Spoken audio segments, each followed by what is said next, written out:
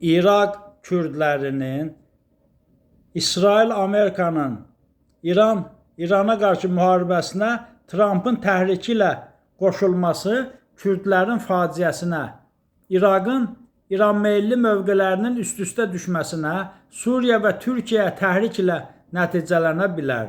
İraqın tərkibində İran-meyilli qüvvələr fəallaşar, Türkiyə PKK-ya qarşı açıq müharibə elan edər və dünya müharibəsi olmasa da qlobal, regional müharibəsi aparırlar. Və İrandan da çox İraq və kürdlər zərər görərlər.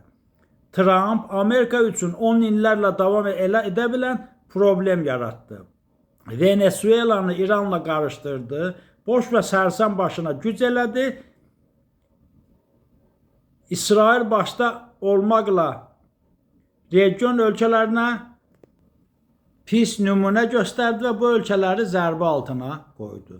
Dünya liderliyi xəstəliyinə tutulmaq, yüz minlərlə ailənin faciəsinə çevrilməklə Trumpın bu hərəkəti nəticələndi. Hitler və Stalindən də betər cəllada çevrildi. Bu qoca köpəyin yeganə çıxış yolu intihardır. Amerika xalqları onun əməlinin bədəlini hələ çox ödəyəcəklər. Demokratiya İranda milyonların faciəsi bahasına başa gəlməməlidir.